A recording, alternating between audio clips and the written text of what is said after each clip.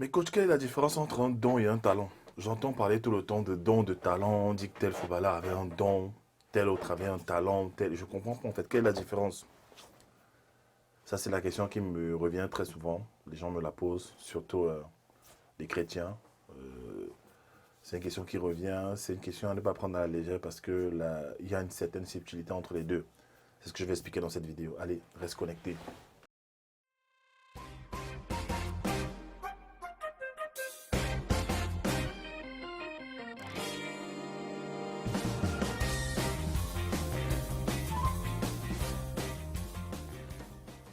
Cette vidéo, en fait, je vais d'abord me présenter. Je suis William Jamin, je suis coach en développement personnel, formateur, conférencier.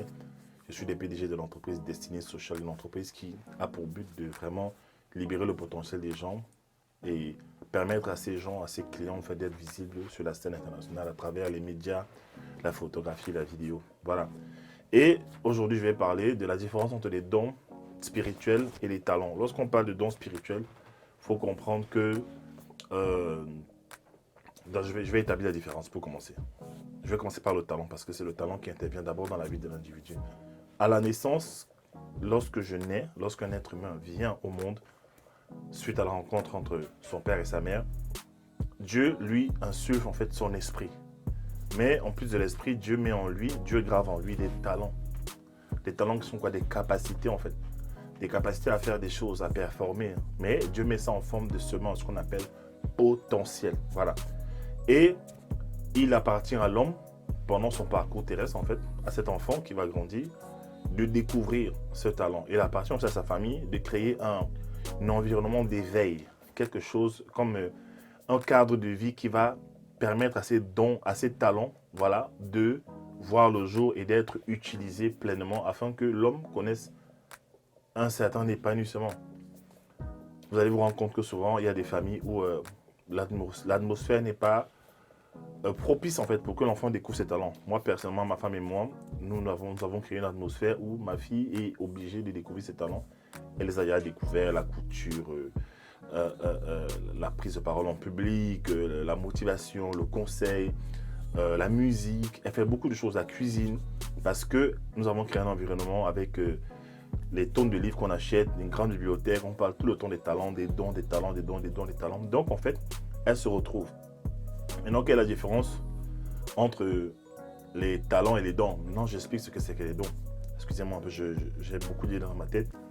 Les dons, c'est quoi? Les dons spirituels, ce sont des capacités spirituelles que le Saint-Esprit va donner à un chrétien à sa nouvelle naissance. J'ai bien dit le Saint-Esprit va donner à un chrétien à sa nouvelle naissance. C'est-à-dire que lorsque tu donnes ta vie au Seigneur Jésus-Christ, tu le reconnais comme sauveur et Seigneur de ta vie, alors le Saint-Esprit, de façon spirituelle, sans que tu ne sentes rien, il dépose en toi des dons spirituels qui sont des capacités, mais spirituelles. Ça va être par exemple la capacité d'opérer des miracles, la capacité de guérir les gens en imposant les mains. Ça va être la capacité d'interpréter les langues, la capacité d'interpréter les rêves. Comme moi, c'est une capacité que j'ai, que je travaille avec laquelle je travaille beaucoup dans le domaine du coaching. J'aide des gens à décrypter parfois ce qu'ils rêvent, voilà. Et il y a aussi d'autres dons comme la capacité à exhorter, à encourager. Voilà, il y a plusieurs dons spirituels de ce genre-là. Donc la différence maintenant qui se pose, c'est quoi? C'est que le talent est monétisable. C'est-à-dire que avec mon talent de cuisinier, d'orateur, de coach, de formateur, je peux gagner de l'argent en fait. Les gens me payent pour mes talents parce que je les ai développés. J'ai le droit légal en fait de le faire. Même devant Dieu, je peux le faire sans culpabiliser. Maintenant, un don spirituel, tu ne saurais le vendre. Tu ne vas pas vendre la prière. Tu ne vas pas prier pour quelqu'un et lui dire paye-moi telle somme. Si quelqu'un vous prend de l'argent afin de prier pour vous, c'est pas quelqu'un de très sérieux. Prenez vos jambes et vos pieds, tout ça, fuyez quoi. Fuyez. Il peut arriver maintenant qu'un coach en développement personnel comme moi, j'étais dans le domaine du développement personnel avec des techniques, des méthodes en fait, d'accompagnement. Il se trouve qu'à un moment donné, dans ma pratique avec toi, je sens quelque chose. Et comme je suis spirituel, je vais maintenant prier pour toi en fonction de ce que l'Esprit de Dieu me dira. Moi, ça m'arrive tout le temps en fait. Il y a des gens qui ont des problèmes, ils sont bloqués. Par exemple, je causais des mains avec une avocate au Cameroun qui passait par des moments très difficiles. Sa situation était compliquée. Et c'était au-delà même de ce que j'imaginais. Et tout ce que j'ai eu à cœur, c'était de prier pour elle, en fait, afin que Dieu débloque les choses dans sa vie. Quelque temps après, elle m'a appelé avant-hier, elle m'a écrit avant-hier sur Facebook, elle me dit, Coach William, tu n'as pas aidé. Je ne fais que recevoir des opportunités, recevoir plein d'opportunités. Je lui demande, est-ce que j'ai prié pour toi? Elle me dit, oui, tu avais prié, parce que moi, j'ai oublié. Je discute avec beaucoup de gens, je rencontre beaucoup de gens. Donc, comme ça, parfois, je dis même des paroles prophétiques sur la vie des gens, mais j'oublie. C'est la preuve que c'est Dieu qui parle à travers moi, c'est pas moi qui invente des choses. Voilà. Donc, voilà un peu le don spirituel. Je prie pour les gens. J'impose souvent les mains aux gens, ils sont guéris. Mais ça, c'est le don spirituel que j'utilise à des moments où je sens l'esprit me pousser. Parce que la Bible dit aussi de ne pas se précipiter pour imposer les mains aux gens. En général, ce sont mes talents que j'utilise. C'est avec mes talents que je gagne de l'argent. Je fais de la photographie, je fais de la vidéo, je fais des conférences, je fais des ateliers à Paris. Je fais beaucoup de choses en fait. Et je gagne ma vie avec ça. Le problème maintenant chez les chrétiens, c'est quoi? C'est que la frontière entre le talent et le don il y a comme une confusion. Ils n'arrivent pas à savoir quand il faut arrêter de donner et quand il faut commencer à monétiser. C'était mon problème aussi à l'église. J'ai passé mon temps à faire les photos pour l'église, pour afficher sur Internet. Et j'avais du mal à poser mes prix. Les gens me demandaient à combien tu fais les photos. Alors les gens me disaient, j'ai besoin que tu me fasses des photos. J'allais les faire gratuitement parce que j'étais passionné. Mais il fallait bien que je paye les factures parce que les factures arrivaient à la maison. Il fallait que j'en vive en fait. Et un jour, j'ai fait 2 rencontres. J'avais rencontré un monsieur qui m'avait dit, un frère à l'église qui m'avait dit, il faut que tu monétises tes talents, il te faut avoir des clients. Il faut que tu gagnes de ta vie, tu gagnes ta vie avec tes talents de photographe. Et deuxièmement, c'est un leader de l'église, comme un père pour moi, c'était un mentor. Il m'a dit, William, tu sais, je vois la passion avec laquelle tu travailles, mais ne deviens pas le photographe de l'église. Pourquoi est-ce qu'il me disait ça? Parce qu'il m'avait observé en fait tout le temps. Je venais avec des nouveaux artifices, des pieds, des trépieds, des grues. Je faisais des photos aériennes. Je faisais des photos vraiment pour que l'église avance, pour qu'au niveau de la communication de l'église, qu'on ait toujours des photos nickel. Mais il a senti, je crois que c'est Dieu qui lui avait parlé, il a senti que j'allais devenir en fait, mon image de marque n'allait pas être considérée parce que je faisais des choses gratuitement. Et il m'a dit, tu sais, ne deviens pas le photographe de l'église et n'oublie pas, quand tu apportes tes talents de photographe à l'église, tu es en train d'aider l'église. Ce n'est pas une obligation en fait. Tu es en train d'aider, tu viens volontairement avec tes talents. Et ce qu'il disait était vrai. Pourquoi? Parce que peu de temps après, les gens qui voulaient me contracter à l'église pour faire des photos dans leur mariage et les événements, ils avaient tendance à rabaisser mes prix. Pourquoi? Parce qu'on était dans la mentalité, je sème dans ta vie, nous sommes frères en Christ, on est à l'église, voilà, c'est Dieu. Il faut donner gratuitement ce que vous avez reçu gratuitement, qui est une phrase, un verset qui est pris hors contexte en fait. Tu ne donnes pas tes talents gratuitement parce que tu les as reçus gratuitement. Tes talents, pour qu'ils deviennent excellents, tu dois les travailler. J'ai acheté des tonnes de livres, j'ai au moins 15 livres chez moi de photographie, je me suis formé, j'ai eu des mentors en photographie, j'ai vraiment gratté dans ce domaine pendant des années afin d'avoir le niveau que j'ai. Donc il est normal pour moi de me faire payer. Et celui qui ne me paye pas en fait est un voleur. Vous voyez ça? Donc en fait les chrétiens ont souvent du mal parce qu'ils ne font pas la différence. Il y a des chrétiens par exemple, j'ai une assistante comme ça qui se levait pour faire des photos à l'église partout tout le temps. Je lui ai dit, hé, attention, lorsqu'on t'appelle à l'église, c'est vrai, tu peux faire des photos dans le cadre de la communication de l'église, mais s'il y a des gens, des fidèles qui veulent te faire des photos dans des réunions, par-ci, par-là, prendre tes week-ends parfois, il faut que tu factures, il faut que tu viennes au nom de ton entreprise, que tu factures, que tu fasses des services, que tu mettes des prix consistants. Ce n'est pas des prix parce qu'on est à l'église. Et ça a été une libération pour elle. Mais comme je suis son mentor, en fait, je l'ai aidé à éviter cette souffrance que j'ai connue. Vous voyez ça? Le rôle du mentor aussi, c'est d'éviter des souffrances qu'il a connues, en fait. C'est-à-dire que le mentor peut souffrir pendant 5-6 ans et il te les raccourcit en une journée, en un conseil. Je lui ai dit, écoute, voici comment tu fais. Voilà comment tu factures, voilà comment tu charges. Voilà comment tu fais les photos. Voilà le type de photos que tu fais. Qu'on ne t'amadouba. Parce qu'il y a des gens, souvent dans l'église, en fait, en milieu chrétien, même dans la famille parfois, qui, voyant ton bon cœur et voyant la passion que tu as pour ton métier, vont commencer à t'inviter partout pour que tu fasses des photos gratuitement. Moi, j'avais remarqué un temps, les gens avaient vu que j'étais très, très talentueux et je recevais des invitations dans des fêtes partout. Je ne comprenais pas pourquoi on s'intéressait subitement à moi. Et c'est un jour que je fais un songe où je vois deux demoiselles qui sont des connaissances, qui m'invitent quelque part et j'arrive là-bas. Elles savaient que j'allais venir avec mon appareil photo. Et là, elles me demandent, fais-moi les photos, avec une certaine attitude. En fait, fais-moi les photos, comme si j'étais leur photographe, en fait, leur photographe personnel. Et Dieu m'a dit, valorise ton talent en fait. L'une des causes principales de la pauvreté chez les chrétiens, c'est parce que les gens ne savent pas valoriser ce que Dieu leur a donné. La Bible dit clairement qu'on ne donne pas les choses précieuses, les perles précieuses aux pourceaux, de peur qu'on ne les foule aux pieds.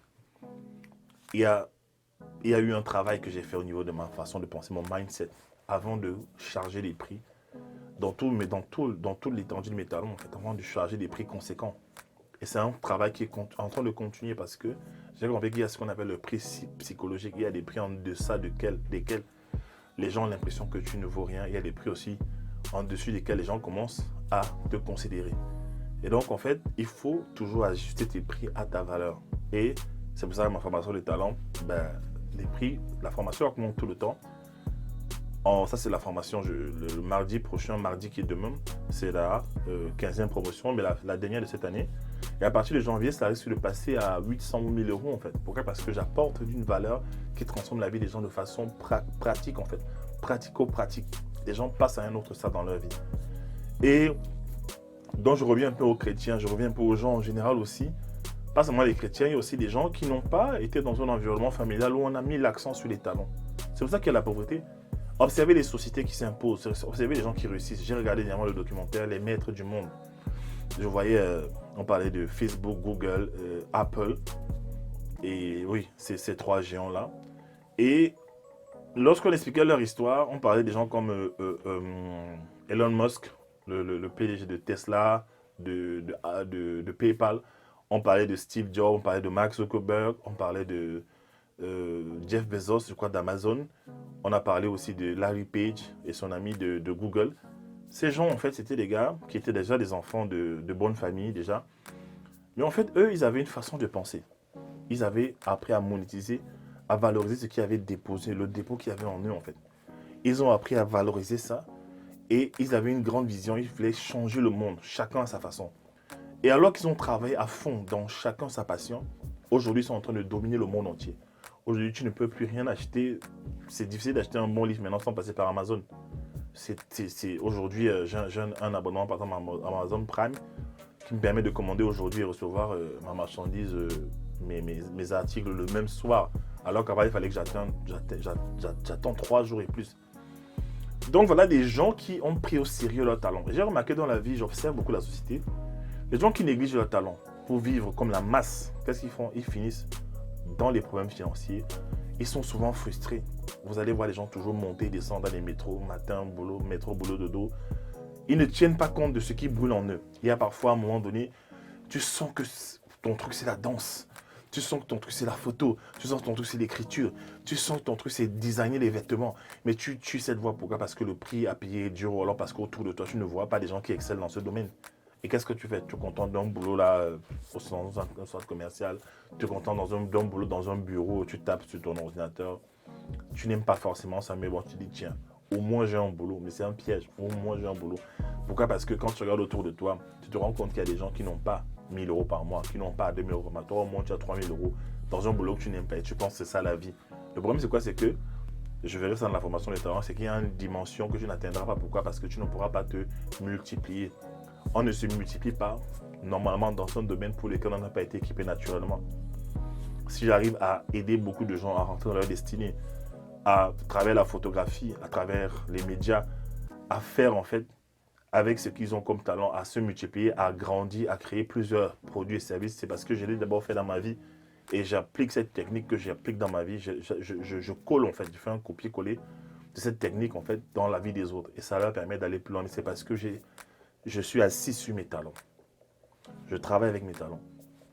Dernièrement, ma femme me demandait est-ce que tu n'as pas une activité comme ça où tu ne gagnes pas l'argent? Toi aussi. Est-ce que tu n'as pas une simple activité que tu peux faire juste qui te passionne sans que tu ne gagnes l'argent? Toutes tes activités, ça donne l'argent. C'est comment le truc? Je lui ai dit. En réalité, je n'en ai pas. Pendant que les autres vont en vacances, se prélasser à la plage, moi j'aime faire des photos. Pendant que les autres vont danser, moi j'aime lire. Voilà. J'achète des livres tout le temps, j'aime ça. C'est ça en fait mon truc. Et j'ai appris avec le temps à transformer tout ce que j'aime en monétisation en fait. Tous les talents que j'ai qui étaient au début juste des hobbies, des passe-temps, je les ai amenés à un certain niveau où bah, je peux en vivre en fait. C'est ça aussi la liberté, c'est ce que je veux transmettre aux gens que je coach. D'accord? Donc il faut comprendre quelle est la limite entre ce que tu donnes quand tu es spirituel, quand tu as les dons spirituels, tu pries pour les gens, tu peux animer un groupe de prière, tu peux modérer. Oui, ça on ne te paye pas pour ça. Tu peux encourager un pauvre dans la rue, tu lui donnes une parole de motivation, une parole d'encouragement. Ça, c'est un don spirituel. Tu l'exhortes. Je parle de la motivation, l'exhortation. Voilà. Tu l'exhortes, en fait, et ça le requinque, ça le rebooste, en fait, et voilà. Mais le talent, ça, tu dois monétiser. La Bible nous dit dans la parole des talents, dans Matthieu 25, à partir du verset 14, on parle de l'histoire de ce maître, en fait, qui, en allant en voyage, fit venir ses 3 serviteurs, il donna 5 talents au premier, 2 au troisième et 2 au deuxième et 1 au troisième.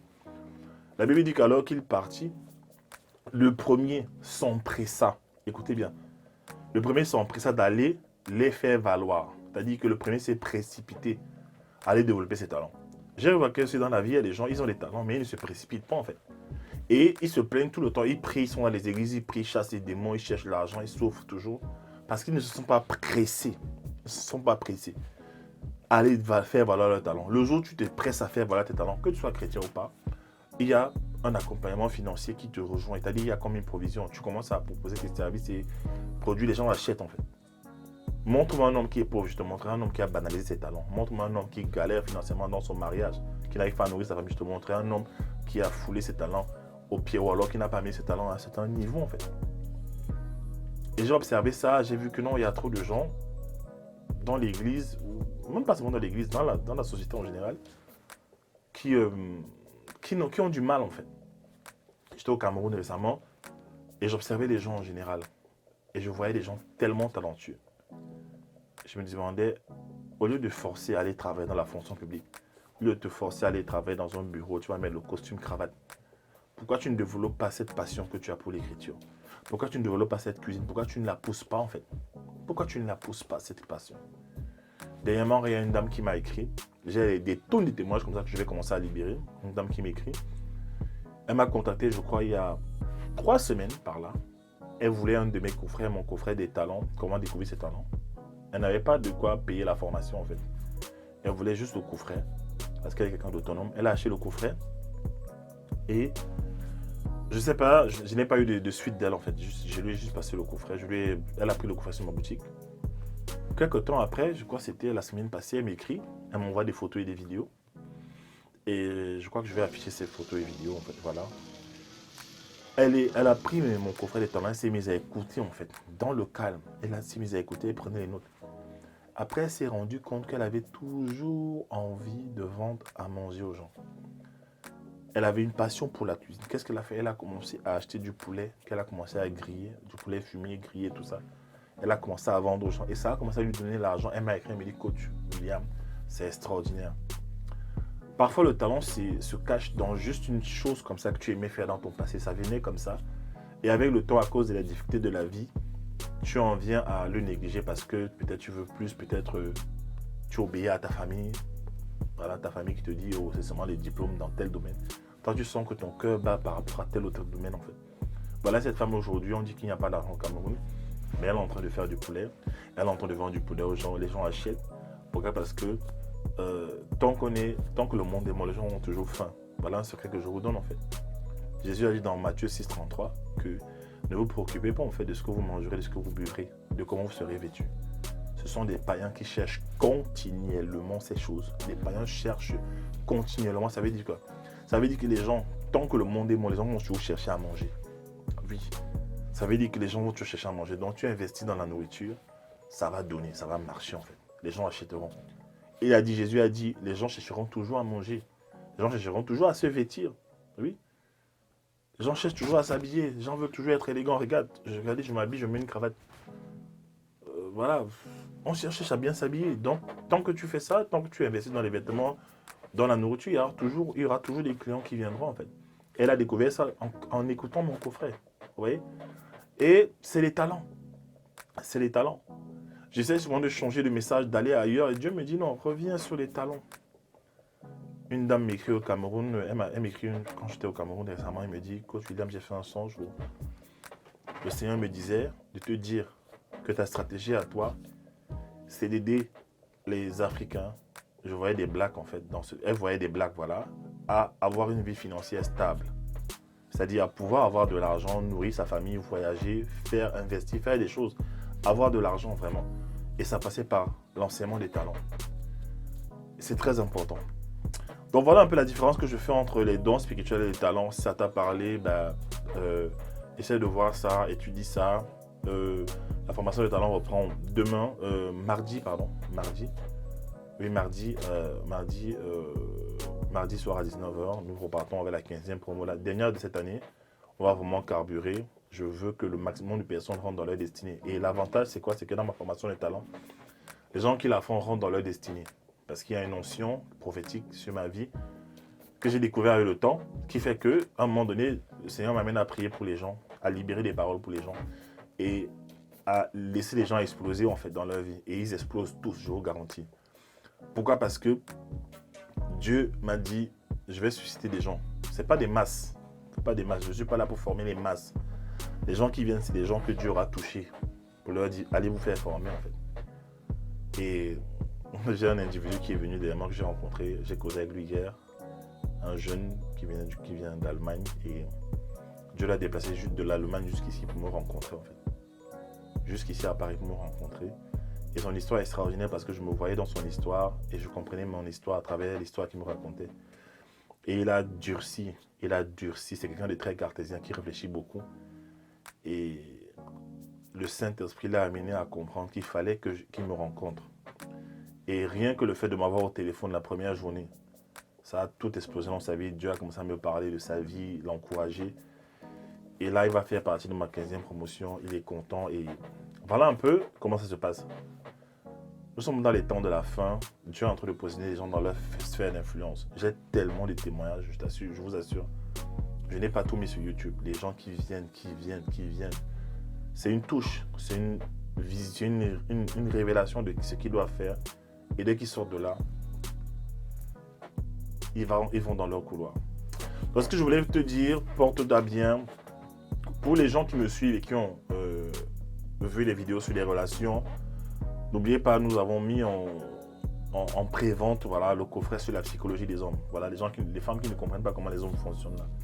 Vous ne faites que encaisser vous allez d'échec en échec, d'échec en échec, d'échec en échec parce que vous n'avez pas compris comment les hommes pensent, comment les hommes fonctionnent. Parfois, tu es avec un homme, tu lui es fidèle, tu passes du temps avec lui, tu fais tout avec lui, mais il y a des choses qui le blessent, il y a des attitudes que tu as que tu ne comprends pas sur sa nature, sur sa façon de penser, sur sa psychologie qui font que tu gâches ta relation. Dans le coffret en pré-vente, ça